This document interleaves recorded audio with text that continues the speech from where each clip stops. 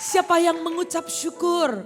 Kalau kalian ada di rumah ini, di gereja, di rumah Tuhan. Dan hadirat Tuhan adalah anugerah, kita rasakan bersama-sama. Kalau Anda rasakan itu, boleh lambaikan tangan sambil bilang sama kanan kirinya, welcome home.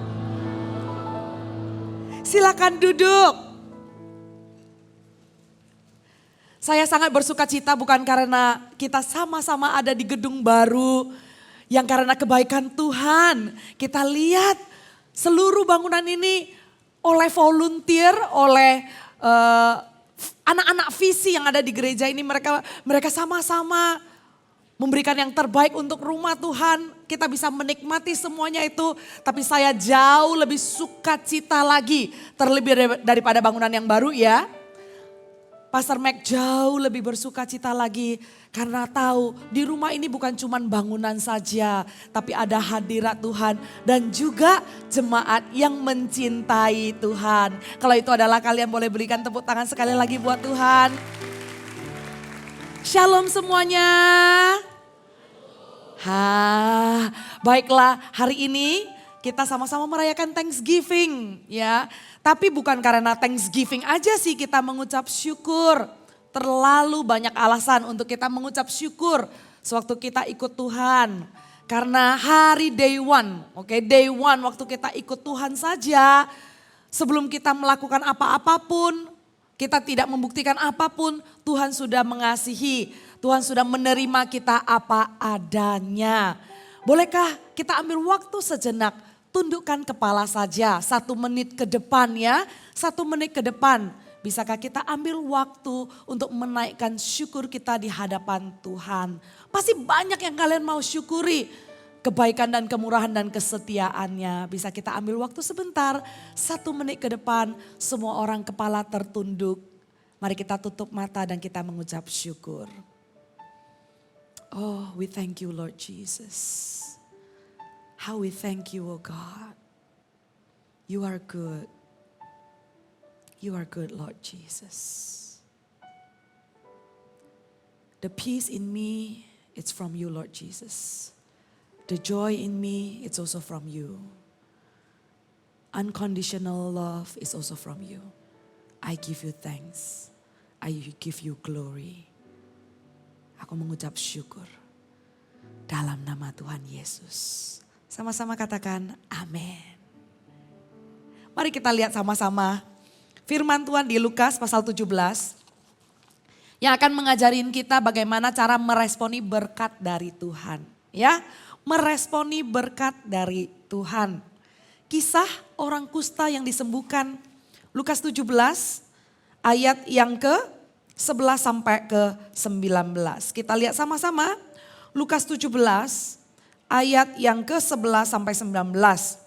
Ke-10 orang kusta. Dalam perjalanannya ke Yerusalem, Yesus menyusur perbatasan Samaria dan Galilea. Ketika ia memasuki suatu desa, datanglah 10 orang kusta menemui dia. Mereka tinggal berdiri agak jauh dan berteriak, Yesus Guru, kasihanilah kami. Lalu ia memandang mereka dan berkata, pergilah. Perlihatkanlah dirimu kepada imam-imam. Dan sementara mereka di tengah jalan, mereka menjadi tahir. Seorang dari mereka ketika melihat bahwa ia telah sembuh, kembali sambil memuliakan Allah dengan suara nyaring. Lalu tersungkur di depan kaki Yesus dan mengucap syukur kepadanya. Orang itu adalah seorang Samaria. Lalu Yesus berkata, bukankah ke-10 orang tadi semuanya telah menjadi tahir? Di manakah yang 9 orang itu?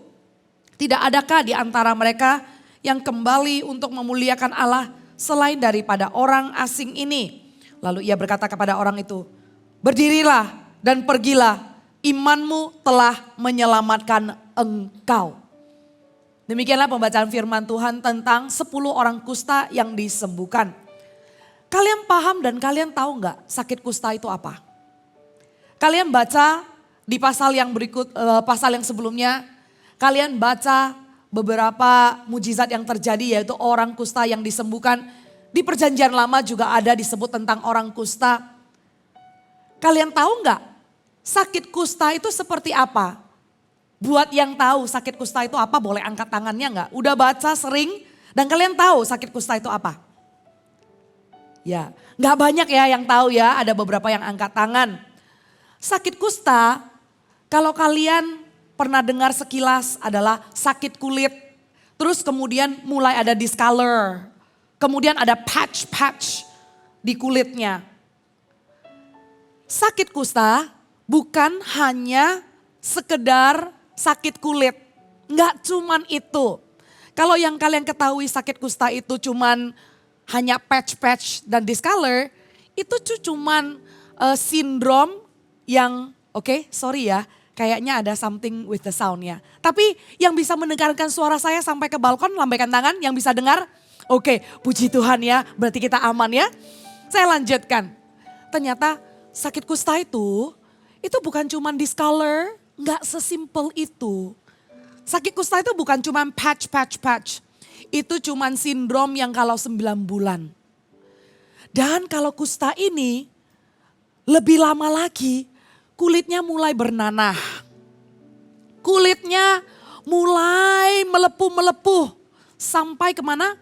Sampai tenggorokannya melepuh.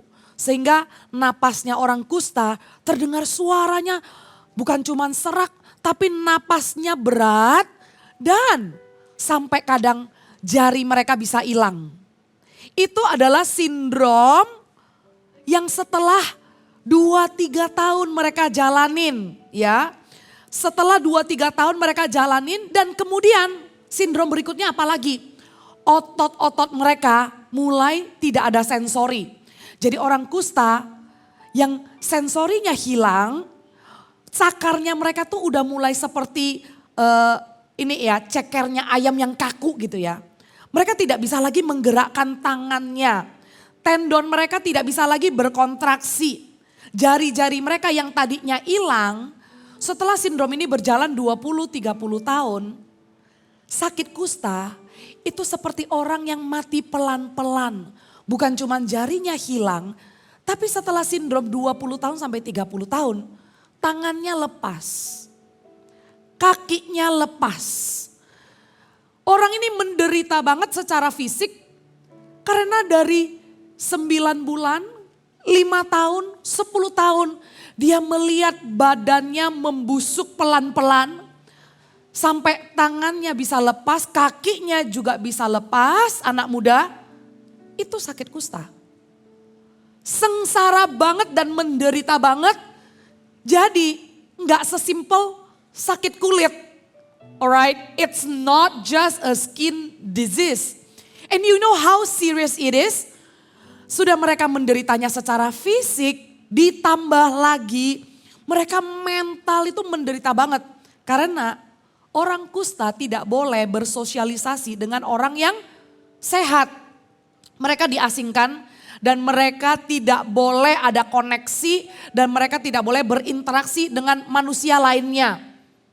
Bahkan sama keluarganya aja mereka nggak boleh ketemu loh. Jadi mereka diasingkan di satu tempat bersama dengan orang-orang kusta lainnya.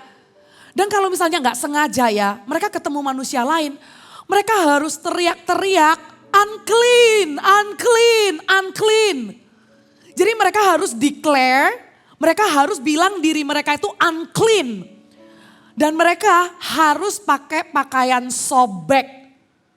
So everything I describes about lepers, penyakit kusta, kalian tahu kan sekarang betapa serius, sengsara, menderitanya penyakit kusta. Dan orang yang sakit kusta ini perlahan-lahan 1 tahun, 5 tahun, 10 tahun, 20 tahun. Dia tahu pada akhirnya nggak tahu kapan dia akan mati, tapi dia menderita pelan-pelan. Aduh betapa menderitanya. Kita nggak minta ya untuk nyawa kita diambil ya. Tapi orang yang mengalami penderitaan seperti itu, kemungkinan besar mereka akan bilang begini, Tuhan lebih baik aku mati saja daripada aku menderita. Pelan-pelan jariku lepas, pelan-pelan tanganku lepas, kakiku lepas. Ngeri kan anak muda kan? Kalau kita bisa bayangkan secara fisik dan secara mental, begitu mengerikannya sakit kusta.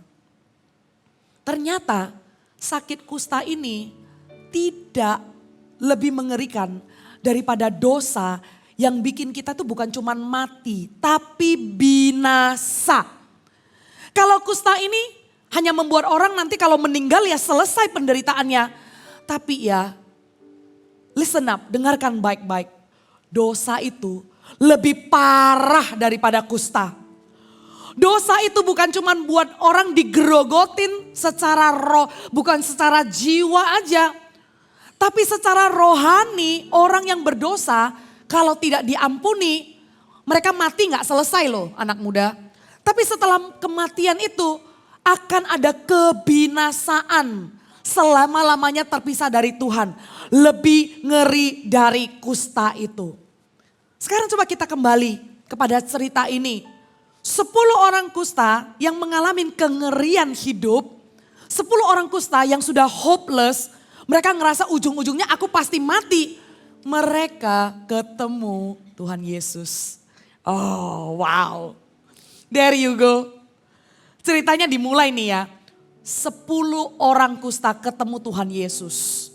10 orang yang desperate. 10 orang yang kehilangan pengharapan. 10 orang yang tahu hidupnya ini pasti akan mati dengan sengsara. 10-10-nya ketemu Tuhan Yesus.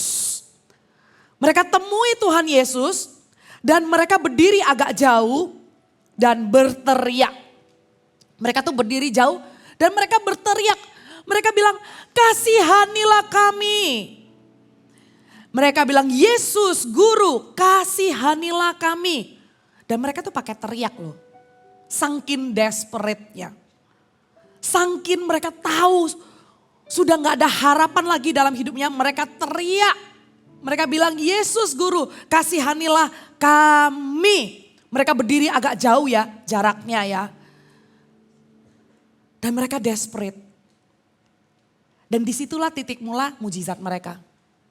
Posisi awal untuk orang menerima berkat. Kalau kita mau menerima berkat dari Tuhan, kalau kalian mau menerima terobosan dan jawaban doa dari Tuhan, posisi pertama, ingat baik-baik ya. Posisi pertama adalah kita itu mengakui kondisi keadaan kita.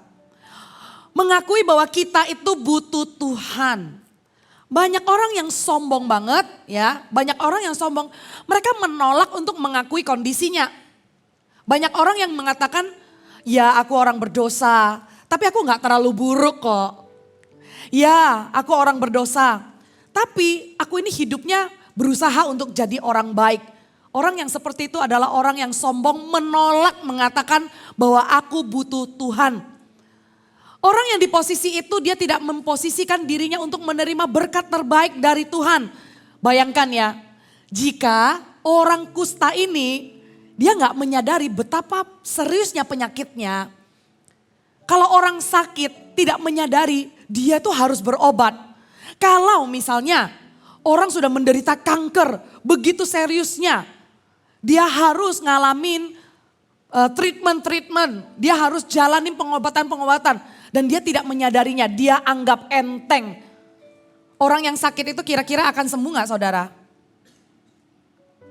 Kalau yang katakan sembuh anggukan, tapi kalau katakan gak sembuh begini. Orang yang sakit tapi gak sadar betapa seriusnya sakitnya dan dia gak mau ngobat, gak mau makan obat, kira-kira dia akan sembuh gak? Gak akan. Kalau orang kusta ini seandainya dia bilang begini ya, iya kami sakit sih, tapi kusta kami gak seburuk itu. Hello, kusta is bad enough already. Tapi kalau mereka bilang, oh kami gak seburuk itu, mereka tuh gak akan teriak. Mereka gak akan minta belas kasihan Tuhan. Tapi mereka tahu mereka itu pasti binasa. Mereka tahu hidup mereka itu udah kelar, gak ada harapan lagi kalau bukan Yesus guru yang menyembuhkan mereka. Makanya mereka teriak minta belas kasihan. Teriak minta belas kasihan. Katakan sama-sama mercy. Mercy adalah belas kasihan. Dan mercy berbeda dengan grace. Kalian sering kan dengar grace kan? Beda sama mercy. Grace itu kita mendapatkan sesuatu yang kita gak layak. Sementara mercy itu Memang kita mendapatkan belas kasihan, tapi mercy itu ada sebuah kesadaran bahwa seharusnya aku mendapatkan murka Tuhan. Itu mercy. Seharusnya aku ditimpa hukuman. Seharusnya aku menanggung semua kesalahanku. Tapi semuanya itu diangkat daripadaku. Seharusnya aku mati karena kusta. Seharusnya aku binasa dan aku tuh gak bisa disembuhkan. Kusta pada saat itu gak bisa disembuhkan. Kusta itu udah that's it, selesai hidup orang itu dan akan binasa. Yang namanya mercy, hukuman yang harusnya kamu terima, yang harusnya kamu derita, itu diangkat dari kamu, itu namanya apa? Belas kasihan. Karena apa? Tuhan kasihan sama kita. Karena kenapa? Tuhan itu give compassion to us. Ada unsur compassion di dalam mercy. Ada unsur belas kasihan di dalam mercy. Sehingga orang yang sadar dan tahu diri ya. Kalau kita tahu diri. Hari ini kalau kita anak Tuhan. Jangan marah sama Tuhan. Jangan bilang, Tuhan kenapa doaku tahun ini belum dijawab. Tuhan aku gak bisa thanksgiving Tuhan. Tuhan aku gak bisa mengucap syukur. Karena doaku belum dijawab. Saya kasih tahu ya anak muda. Kamu jangan menuntut Tuhan. Kamu jangan bilang aku gak bisa bersyukur dan aku gak bisa di Thanksgiving ini mau ngomong syukur apa aku gak bisa. Kamu jangan ngomong kayak begitu. Karena kenapa? Kamu tuh udah thank you sama Tuhan. He pick me up. Liriknya apa? He turned me around. He placed my feet on solid ground. I thank the Master. I thank the Savior. I thank God. For that, it's enough reason for you to give thanks to the Lord. Don't you say, oh God haven't answered my prayer. Aku belum lulus audisi. Aku masih belum mendapatkan beasiswa. Aku masih belum mendapatkan jawaban yang aku inginkan, aku minta. Jangan kamu ngomong kayak begitu ya. Karena kenapa? Kamu gak menanggung hukuman aja, kamu tuh sudah ban-ban kamsia. Kamu gak perlu menderita atas dosa-dosamu dan atas tingkahmu. Kamu diampuni, hari ini kamu punya status menjadi anak Tuhan. Itu cukup menjadi alasanmu tuh mengucap syukur. Yang paham dengan saya boleh lambaikan tangan. Jangan selesai sampai di sana. Selalulah kalian itu posisikan diri. Kalau mau menerima berkat Tuhan. Posisikan diri untuk meminta belas kasihan Tuhan. Seperti 10 orang kusta ini. Mereka langsung teriak. Mereka langsung minta belas kasihan. Waktu kita minta sama Tuhan. Memang ya hubungan kita aman sama Tuhan ya. Naikkan permohonan kita dalam doa. Tapi Pastor Mac ajarkan kalian. Kalau minta sama Tuhan itu jangan mentang-mentang. Kalau minta sama Tuhan itu jangan bosi. Kalau minta sama Tuhan itu jangan modal, aku sudah doa 1 tahun, aku sudah doa 2 tahun. Kalau minta sama Tuhan itu jangan andalkan apa yang kamu sudah lakukan. Please, don't show off your efforts. There's nothing about us when we ask for mercy. You understand what I'm saying? Kalau kita minta mercy, kita itu sudah kamsia luput dari hukuman. Itulah mercy. Kita udah kamsia. Jadi kalau kita tuh doa dan minta sama Tuhan, jangan mentang-mentang. Apalagi marah sama Tuhan. Minta ampun sama Tuhan ya. Kalau kalian tuh pernah marah doanya belum dijawab. Atau kalian tuh ngambek hanya sebatas apa? Tuhan, kali ini orang tua aku tuh izinin aku tuh untuk pergi hangout selama ini gak dibolehin. Kenapa Tuhan? Kok bisa pas-pasnya kali ini saya diizinkan, kenapa Tuhan kasih hujan? Hanya karena hujan aja ngambek sama Tuhan, ya ampun. Aku gak pernah diizinkan ke Sweet 17. Kali ini orang tua saya izinkan, tapi kenapa Tuhan kali ini aja, kenapa sih hujan turun gitu loh. Terus ngambek sama Tuhan. Hey, you forget about the mercy that you have received. Tanpa mercy kan jadi merek dong. Tanpa mercy itu ya, kamu itu gak ada damai sejahtera. Tanpa mercy itu ya, kamu tuh gak ada sukacita yo. Tanpa mercy itu ya, Kamu tuh gak tahu loh kasih Tuhan itu sebesar apa. Karena mercy lah kamu tuh ada di sini. Tahu saudara? Jadi kalau minta sama Tuhan jangan mentang-mentang. Posisikan dirimu posisi awal menerima berkat Tuhan. Itu adalah dengan meminta belas kasihan. Tahu diri. Tuhan, aku minta belas kasihan-Mu Tuhan. Tuhan, aku minta belas kasihan-Mu. Siapa di sini yang sudah siap untuk memohon belas kasihan Tuhan untuk tahun 2025? Siapa yang udah siap nih? Yes? Have you prayed for 2025? You better sih ya. Start now. Jangan tunda lagi. Nah, waktu minta dan waktu naikkan permohonan 2025, lakukan dengan cara tahu diri ya. Lord, I ask for your mercy. Please continue your mercy in my life in 2025. Please continue your mercy, oh God. Amin. Nah, setelah 10 orang kusta ini minta mercy, Tuhan Yesus bilang apa? Tuhan Yesus bilang begini, pergilah. Sama-sama katakan pergilah. Tuhan suruh mereka pergi, perlihatkanlah dirimu kepada imam-imam. Oke, katakan sama-sama pergilah. Wow, wait a second. Kalian tahu gak? Kalau mereka ini diisolasi dan gak boleh ketemu manusia lainnya. Tapi mereka disuruh pergi ketemu imam, gak salah. Bisa-bisa mereka dilempar batu sama orang-orang. Dalam keadaan mereka sakit kusta, mereka harus teriak, unclean, unclean. Terus logikanya di mana ya? Kalau secara law, mereka harus teriak unclean, unclean.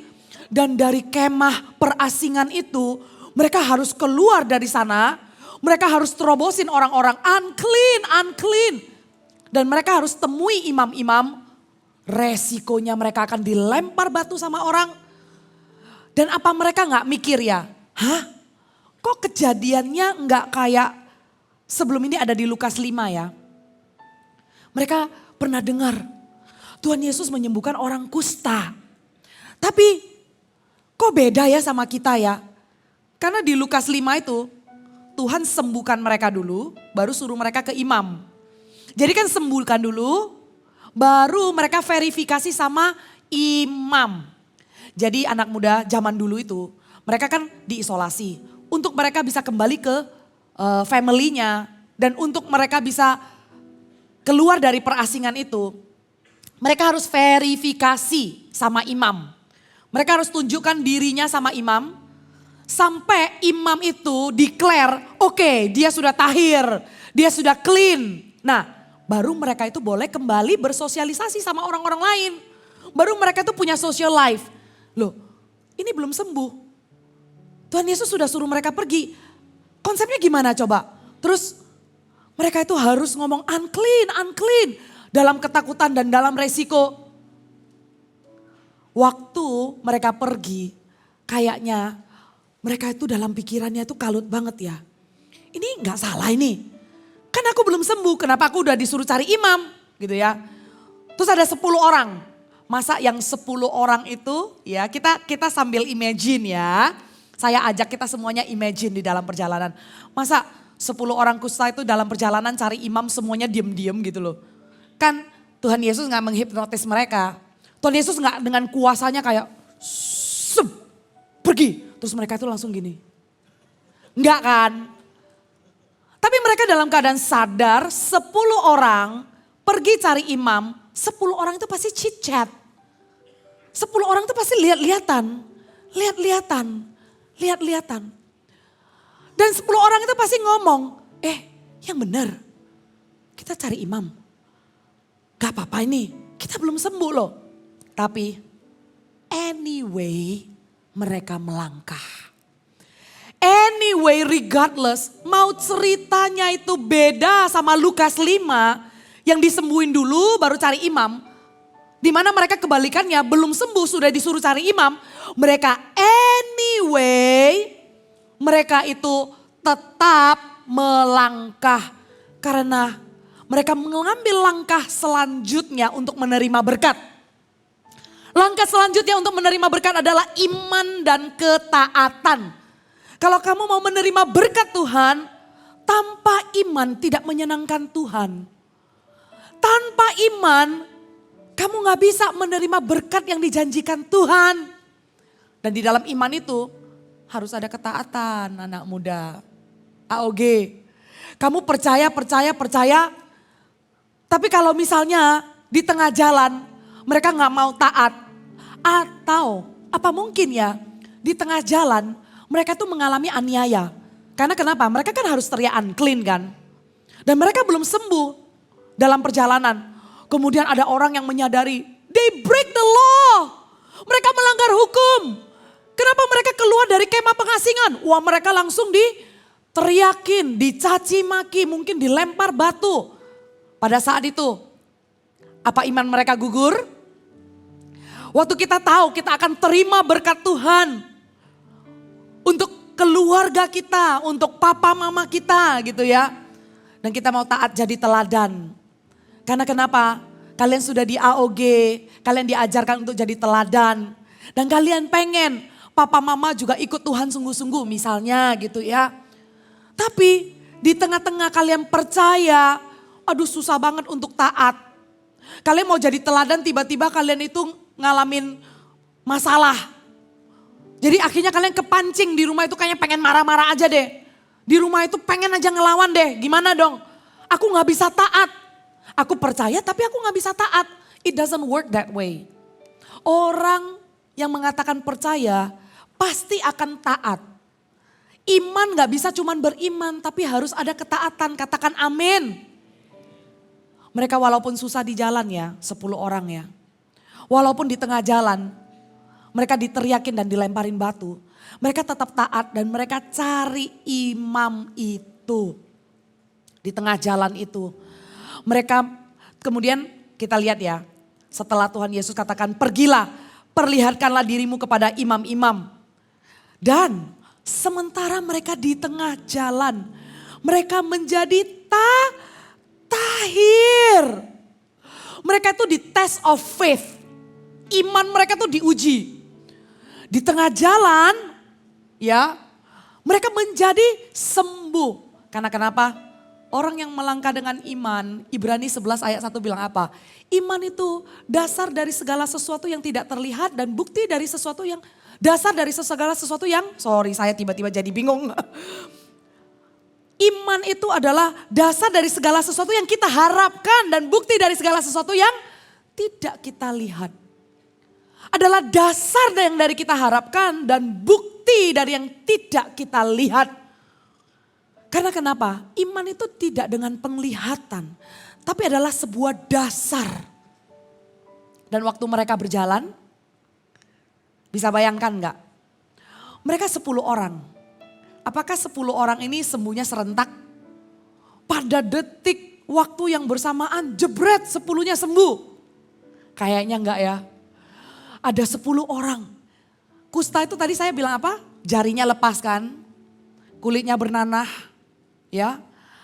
Bagian anggota-anggota tubuhnya itu terus matanya itu melotot bukan mencekung ke dalam ya, tapi mencembung keluar. Serem banget. Itu mata orang kusta. Jadi sementara mereka di tengah jalan, ya kan? Sementara mereka di tengah jalan. Bisa bayangkan enggak? 10 orang. Tiba-tiba lihat temannya yang di sebelah kiri. Loh, jari kamu kok tumbuh? Jalan lagi. Loh, kulitmu kok udah gak bernanah? 5 orang udah sembuh, 5 orangnya tuh belum lagi. Baru menyusul, 5 orang kemudian tiba-tiba nanahnya kering. Tiba-tiba pita suaranya tidak lagi bernanah. Mereka bisa ngomong. Napasnya kembali normal. Wow. Bisakah kalian bayangkan perjalanan menuju kepada rumah imam untuk verifikasi itu. Mereka terkaget-kaget. Mereka tuh mungkin ya lompat sana sini kaget satu dengan yang lain. Karena kenapa? Yang jarinya hilang tiba-tiba muncul. If that happen in front of you, reaksi kamu bakal gimana?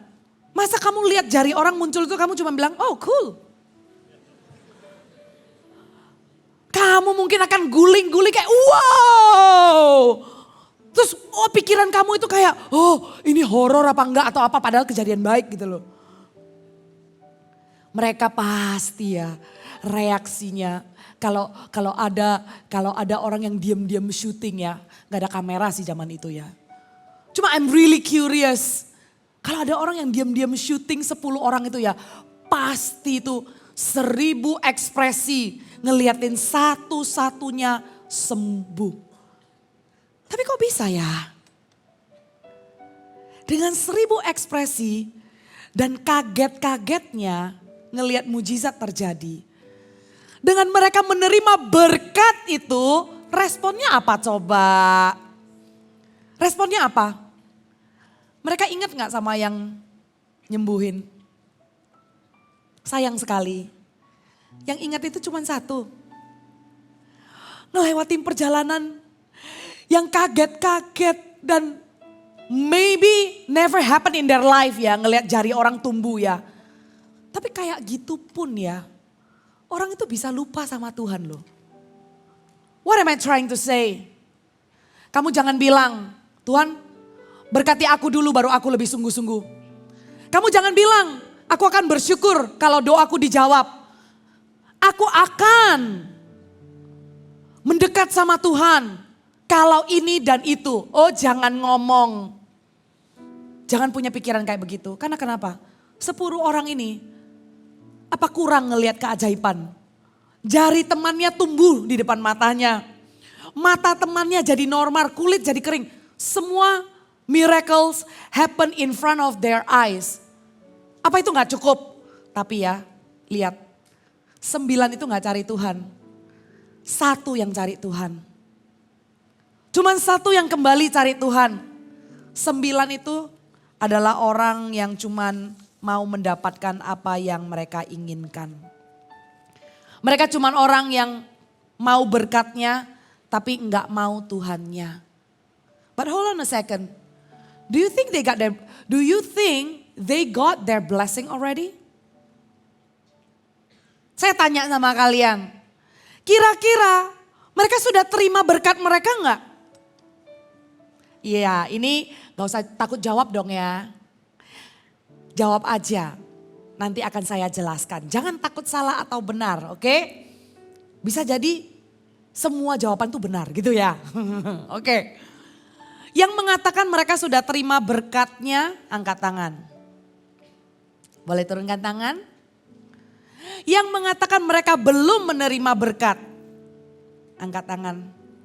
Yes, sisanya apakah Anda ada di perjalanan bersama dengan mereka dan belum pulang ke sini? Benar, mereka memang menerima berkat kesembuhan, benar. Tapi mereka belum menerima berkat terbaik. Karena kenapa? Karena cuma 1 yang kembali mendengarkan Yesus ngomong begini sama dia. Imanmu telah menyelamatkan engkau. Only 1 person heard that from Jesus. The rest of them, 9 of them, they just received the healing. Tapi mereka tidak menerima keselamatan, their soul salvation. Mereka gak dengar itu dari Tuhan secara langsung. Imanmu telah menyelamatkanmu. Berkat terbaik itu bukan doamu dijawab. Berkat terbaik itu bukan masalahmu selesai. Tapi berkat terbaik adalah pribadi Tuhan sendiri hadir dalam hidupmu. Karena kenapa? Doa itu only last while you live, but praise last eternally. Kamu itu berdoa cuman pas kamu hidup. Nanti kalau kamu sudah bersama dengan Tuhan, kamu gak perlu doa. Kamu gak perlu minta-minta.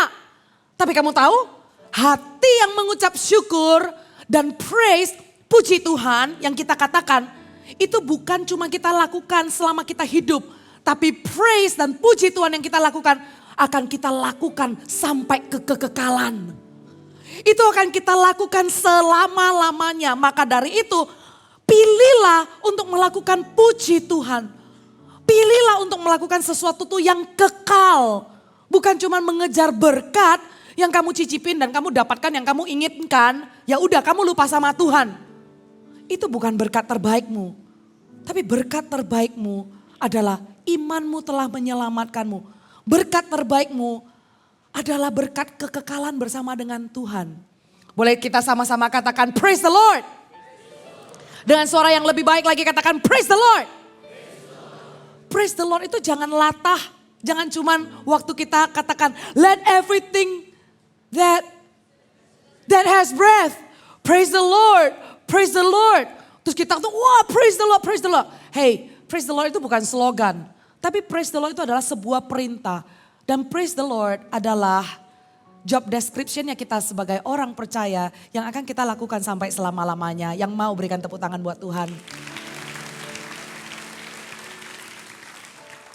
You know, we pray to Him while we're still living on the earth. But we praise Him forever, eternally. Waktu kita bersama dengan Tuhan, kita masih akan memuji-muji Dia di surga bersama dengan para malaikat. Halo. Jadi jangan kehilangan. Bagian berkat terbaik itu bukan mendapatkan apa yang kamu mau. Tapi bagian terbaik itu adalah ada Tuhan sendiri di dalam hidup kita. Katakan amin. Terus orang kusta yang satu ini kembali dan dia adalah orang Samaria. Apa yang dia lakukan? Seorang dari mereka melihat bahwa ketika melihat bahwa ia telah kembali sambil memuliakan, sorry ya saya baca dari 15. Oke, seorang dari mereka ketika melihat bahwa ia telah sembuh kembali sambil memuliakan Allah dengan suara nyaring, katakan suara nyaring. Dia memuliakan Allah, dia praise the Lord itu dengan suara nyaring. Hey, orang yang kalau mau thanksgiving sama Tuhan, itu jangan thanksgivingnya itu dengan suara tanggung-tanggung. Tapi dengan suara nyaring. Suara nyaring itu nggak didengar oleh orang. Yang namanya suara nyaring itu pasti didengar oleh orang banyak. Halo ya? Kalau kita sudah mengalami kebaikan Tuhan, jangan simpan diri sendiri, jangan malu-malu. Tapi dengan suara nyaring, make it known. Biarlah diketahui oleh orang banyak engkau sembuh.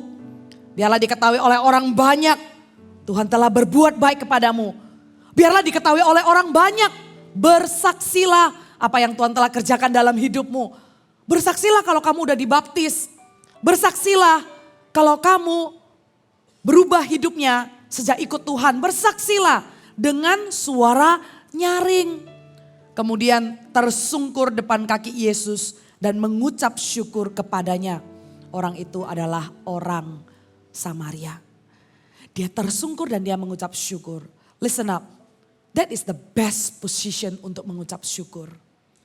That is the best position to give thanks. Dia dengan tersungkur, dia memuliakan Allah dan dia mengucap syukur. Kalian tahu, suku-suku di Afrika, mereka kalau thank you sama orang, itu punya beberapa cara dengan body language dan gesture-gesture yang mereka tunjukkan. Salah satu dari suku Afrika itu, mereka menundukkan kepala dan mereka tempelkan dahinya di tanah. Dan mereka katakan begini, kepala saya ada di tanah. Itu cara mereka itu berterima kasih. Sementara ada suku lainnya di Afrika, mereka akan datang ke rumah orang yang berbuat baik kepada mereka. Dan di luar daripada rumah itu mengungkapkan rasa terima kasih. Dengan duduk di lantai cukup lama. Kemudian dia akan teriak kepada orang yang ada di dalam rumah. Dan dia akan bilang, aku duduk di tanah di hadapanmu. Itu cara mereka berterima kasih. Duduk di tanah, menempelkan dahi di tanah. Orang yang mengucap syukur pasti orang yang rendah hati di hadapan Tuhan. Amin. Orang yang mengucap syukur pasti orang itu rendah hati. Dan mengucap syukur itu juga adalah buah dari iman. Itu adalah buah yang ditunjukkan dari iman. Dari kepercayaan kepada Tuhan. Maka ditunjukkanlah ucapan syukur atas kebaikan dan pekerjaan Tuhan dalam hidup setiap orang yang percaya kepadanya. Dan orang kusta ini tersungkur dan dia memuliakan Allah. Suatu kita mengucap syukur, mengucap syukurlah dengan rendah hati. Seolah-olah kita menerima semua ini bukan, oh orang kusta ini nggak klaim begini loh. Oh, God did his part and I did my part. Dia nggak klaim. Dia nggak even klaim bagian yang dia lakukan. Dia nggak even klaim karena aku pergi sih, karena aku taat sih. Dia nggak klaim. Tapi sepenuhnya dia tersungkur. Dia tahu itu semua dari Tuhan. Orang yang mengucap syukur akan melakukannya dengan rendah hati tanpa mengklaim dan mencuri kredit. Semua yang kita punya sekarang ini, bukankah semua itu dari Tuhan? Katakan amin. Kita tidak bisa dapatkan apapun loh kalau Tuhan gak kasih. Semua itu dari Tuhan. Mari kita lihat satu ayat terakhir, Ibrani 13. Ibrani 13 ayat 15 sampai 16 sampai 16. Oke. Sebab itu marilah kita oleh Dia senantiasa mempersembahkan korban syukur kepada Allah.